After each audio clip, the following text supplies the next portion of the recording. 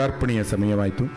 ಹಾಗೆ ಗಣ್ಯರನ್ನು ಶ್ರೀಯುತ ಜಮೀಲ್ ಸರ್ ಅವರು ಕರೆದುಕೊಂಡು ಬರಬೇಕು ಅಂತ ಕೇಳ್ಕೊಳ್ತಾ ಇದ್ದೀನಿ. ಇಂದಿನ ಕಾರ್ಯಕ್ರಮದ ಅಧ್ಯಕ್ಷತೆಯನ್ನು ವಹಿಸಿಕೊಂಡಿರ್ತಕ್ಕಂಥ ಜನಪ್ರೀತಿಯ ಕವಿ ಡಾಕ್ಟರ್ ಎಚ್.ಎಸ್. ವೆಂಕಟೇಶ್ ಮೂರ್ತಿಯವರು, ಶ್ರೀಯುತ ಜೋಗಿಯವರು, ಹಾಗೆ ನಾ ಸೋಮೇಶ್ವರ್ ಅವರು ಮತ್ತು ಇಂದಿನ ಲೋಕಾರ್ಪಣೆಗೊಳ್ಳಲಿರುವ ಪುಸ್ತಕದ ಲೇಖಕರಾದಂತಹ ಇಂದಿನ ಕಾರ್ಯಕ್ರಮದ ಕೇಂದ್ರ ಬಿಂದುಗಳಾದಂತಹ ಶ್ರೀಯುತ ಅಹೋರಾತ್ರ ಅವರು ದಯಮಾಡಿ ವೇದಿಕೆಗೆ ಬರಬೇಕು ಅಂತ ಕೇಳ್ಕೊಳ್ತಾ ಇದ್ದೇನೆ. ಕತ್ತೆ ಹಾಡಿನ ಬಂಡಿ ಮುಂದುವರಿಯುತ್ತದೆ. ನಿಮ್ಮೆಲ್ಲರ ಪ್ರೀತಿಪೂರ್ವಕ ಚಪ್ಪಾಳೆಯೊಂದಿಗೆ ಈ ಅತಿಥಿ ಗಣ್ಯರನ್ನು ವೇದಿಕೆ ಮೇಲೆ ಬರಮಾಡಿಕೊಳ್ಳೋಣ. ಮತ್ತೊಮ್ಮೆ ಶುಭ ಸಂಜೆಯ ಶುಭಾಶಯಗಳನ್ನು ಕೋರುತ್ತಾ, ಕನ್ನಡಪ್ರಭದಲ್ಲಿ ಒಳಗನ್ನಡಿ ಎಂಬತಕ್ಕಂಥ ಒಂದು ಅದ್ಭುತವಾಗಿರ್ತಕ್ಕಂತಹ ಅಂಕಣ ಬರ್ತಾ ಇದೆ.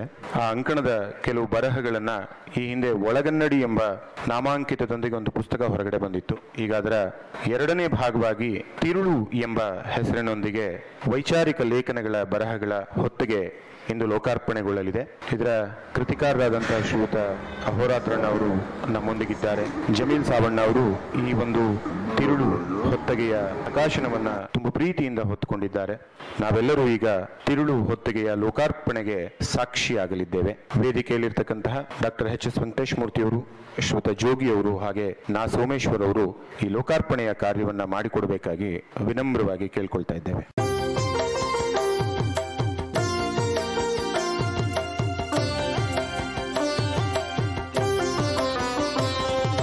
ಬರೆಯುವನ ಬದುಕದು ಜೀವನದಿಯಂತೆ, ಕಟ್ಟದಿರು ಅಣೆಕಟ್ಟು ನಿನ್ನಿಷ್ಟದಂತೆ. ಬರೆಯುವನ ಬದುಕದು ಜೀವನದಿಯಂತೆ, ಕಟ್ಟದಿರು ಅಣೆಕಟ್ಟು ನಿನ್ನಿಷ್ಟದಂತೆ. ಮೋಡ ಮುಟ್ಟಿದ ನೀರು ಮಳೆಯಾಗುವಂತೆ,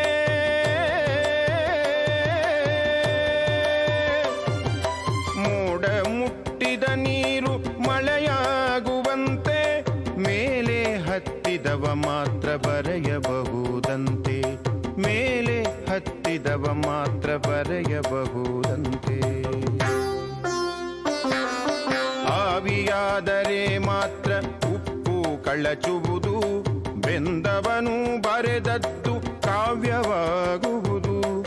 ಆವಿಯಾದರೆ ಮಾತ್ರ ಉಪ್ಪು ಕಳಚುವುದು, ಬೆಂದವನು ಬರೆದದ್ದು ಕಾವ್ಯವಾಗುವುದು.